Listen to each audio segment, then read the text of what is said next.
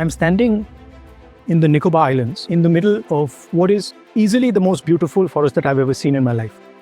Thousands and thousands and thousands of acres of rainforest. And what is happening here is that all these trees are going to be cut with total disregard for the people who live here, with total disregard for the damage this is going to do to India's ecology. देखिए राहुल गांधी जी, मुझे समझ में नहीं आ रहा ये व्यक्ति है क्या। ये व्यक्ति जो है कोई भी अच्छा काम जो मोदी जी करना चाहते हैं उसका विरोध करता है। और आज ग्रेट निकोबार प्रोजेक्ट जो है आने के बाद अंडमान निकोबार का इकोनॉमी, अंडमान निकोबार का बेरोजगारी सब समाप्त हो जाएगा। यदि ये बिंदु को अवरोध कर दिया जाता है तो चीन तबाह हो सकता है। यदि भारत इस बिंदु को नियंत्रित करता है तो इसका अर्थ है कि चीन की गर्दन भारत की हाथ में है।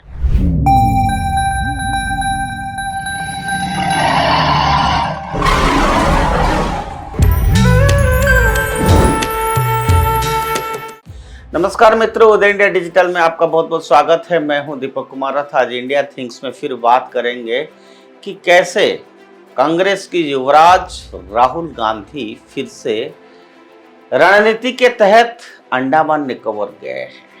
अंडमान और निकोबार द्वीप समूह जो अपनी सामरिक स्थिति, जैव विविधता और संवेदनशील आदिवासी समुदाय के कारण लंबे समय से राष्ट्रीय विमर्श का हिस्सा रहा है, एक बार फिर सुर्खियों में है। आज इस बार चर्चा का केंद्र कौन है? युवराज राहुल गांधी, जिनकी हालिया यात्रा ने कई सवाल खड़े कर दिए हैं।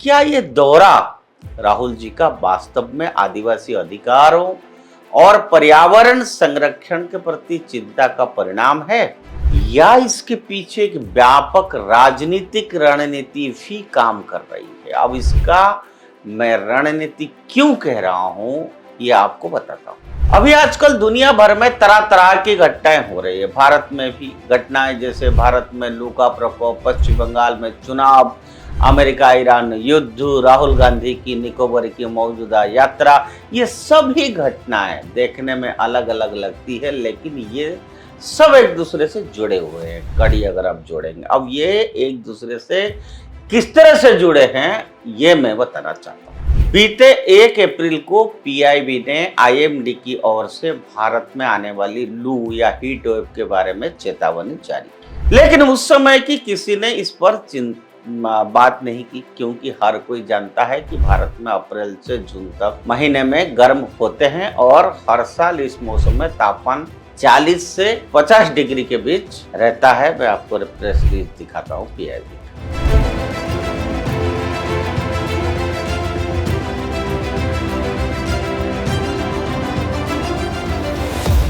23 अप्रैल को आपको पता है पश्चिम बंगाल चुनाव के पहले चरण के मतदान हुआ। रिकॉर्ड तोड़ 92% मतदान हुआ और कई पर्यवेक्षकों का कहना है कि ये मतदान बीजेपी के पक्ष में रहा। इसके बाद अचानक सोशल मीडिया पर भारत में लू से जुड़े पोस्ट की बाढ़ आ गई। लोगों से घर पर रहने की कहा जाने वाला बात, पश्चिम बंगाल में मतदान का दूसरा चरण बंगाल के भद्रलोक वाले हिस्से में होना था और परोक्ष रूप से यह संदेश दिया जा रहा था कि लोग वोट डालने के लिए बाहर ना निकले। लेकिन कल जो हुआ दूसरी चरण में, ये आप सबने देखा। लू एक मुद्दा है, इसे इनकार नहीं किया जा सकता है, लेकिन भारत में ये कोई नई बात नहीं है। हर साल इस समय ऐसा होता ही है और ये सीधी सीधी प्रक्रिया है। आंकड़ों के मुताबिक 2006 का साल 2026 के मुकाबले ज्यादा गर्म था, लेकिन लू जो हीट वेव से जुड़ा ये प्रोपागेंडा सिर्फ पश्चिम बंगाल के चुनाव से ही जुड़ा हुआ नहीं है। यह मामला इससे कहीं ज्यादा गहरा है। अपोजिशन लीडर राहुल गांधी अचानक पश्चिम बंगाल का चुनाव प्रचार के बीच में छोड़कर अंडमान निकोबार द्वीप के लिए रवाना हो जाते हैं। स्वाभाविक रूप से मन में सवाल आता है, आखिर क्यों? इसका जवाब है स्ट्रेट ऑफ मालेस, यह दुनिया का सबसे व्यस्त समुद्री मार्ग है। दुनिया भर में व्यापार होने वाले कुल सामान का लगभग 30% इस रास्ते से होकर गुजरता है। यह दुनिया का सबसे बड़ा तेल पारागमन या ऑयल ट्रांजिट चेक पॉइंट भी कहा जाता है। जिससे 2025 में दुनिया भर में समुद्र के रास्ते होने वाले तेल प्रवाह का 29% हिस्सा जो है गुजरा है। अब मित्रों, मलका के एक प्रवेश द्वार पर मलेशिया, सिंगापुर और इंडोनेशिया स्थित है और दूसरे प्रवेश द्वार पर भारत का ग्रेट निकोबार द्वीप स्थित है। 2001 में पंडित अटल बिहारी वाजपेयी जी ने भारत के इस हिस्से को विकसित करने का फैसला किया, लेकिन 2004 के चुनाव हार गए तो कांग्रेस सरकार ने 2004 से 2014 के दौरान इस परियोजना को रोक दिया। मोदी सरकार ने 2020 में इसे फिर से शुरू किया। भारत सरकार ने एक विशाल विकास योजना को जोरदार गति प्रदान की। प्रपोज्ड कंपोनेंट्स में शामिल थे अंतर्राष्ट्रीय container transshipment terminal ICTT, greenfield अंतर्राष्ट्रीय हवाई अड्डा, लाखों लोगों के लिए एक टाउनशिप, बिजली संयंत्र, सड़क अवसंरचना, रोड इंफ्रास्ट्रक्चर, रणनीतिक सैन्य उपयोगिता। 2022 से 2025 तक इस परियोजना के खिलाफ कार्यकर्ताओं, NGO, विदेशी मीडिया, पर्यावरणविदों ने द्वारा जोरदार प्रदर्शन किए गए, लेकिन ये इस साल फरवरी में NGT ने इसे हरी झंडी दे दी। ये भी आप अखबार का देखिए।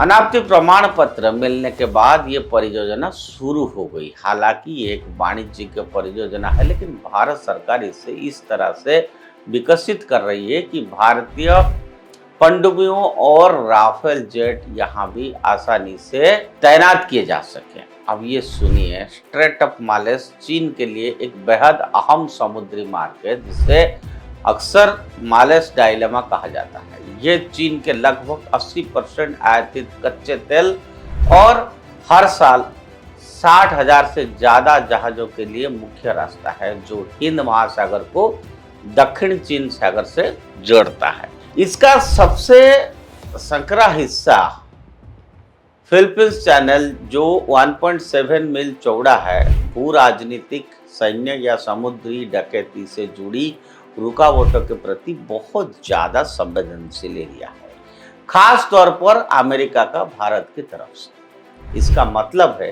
कि भविष्य में यदि भारत और चीन के बीच कोई युद्ध होता है तो भारत इस बिंदु का अवरोध या चुप कर देगा।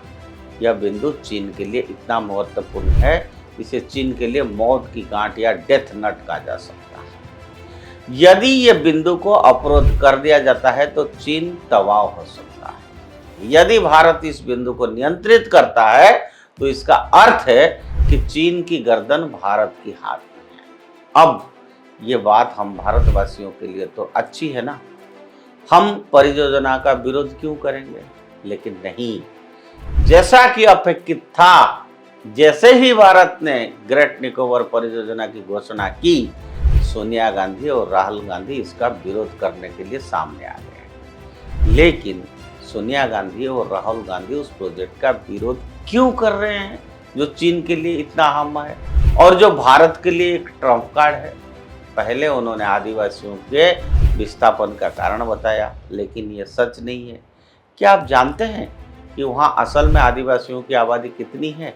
सिर्फ 1200। सोमपेन लगभग 200, निकोबारी लगभग 1000। इस द्वीप के क्षेत्रफल 950 वर्ग किलोमीटर है। इसमें 166 वर्ग किलोमीटर का इस्तेमाल इस प्रोजेक्ट के लिए किया जाएगा, जबकि लगभग 800 वर्ग किलोमीटर इन 1200 आदिवासियों के लिए आरक्षित रहेगा। और सबसे दिलचस्प बात, इन आदिवासियों ने केंद्र सरकार को पहले ही NOC दे दी है, जिसमें साफ तौर पर कहा गया है कि उन्हें इस प्रोजेक्ट से कोई भी आपत्ति नहीं है। और दूसरी तरफ पूरे भारत में हर साल लाखों आदिवासी धर्मांतरण, लैंड जिहाद और लव जिहाद का शिकार होते ही है। फिर भी राहुल गांधी ने उनके लिए कभी आवाज नहीं उठाई थी। तो क्या ये सच है कि आदिवासियों के लिए प्यार है या फिर चीन के लिए प्यार है? ये बात है। आप सभी को याद होगा कि 16 साल पहले 2008 में चीन कम्युनिस्ट पार्टी और कांग्रेस ने एक गुप्त MOU पर हस्ताक्षर किए थे।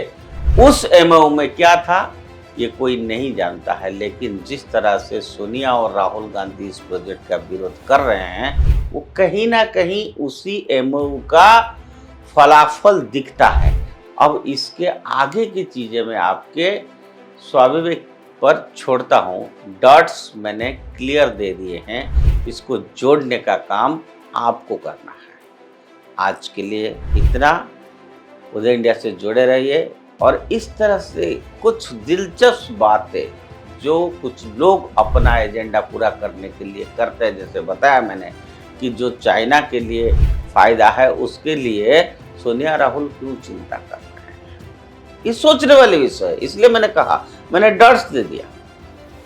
मित्रों, उदय इंडिया से जुड़े रहिए, उदय इंडिया सब्सक्राइब करिए। जय हिंद, जय भारत।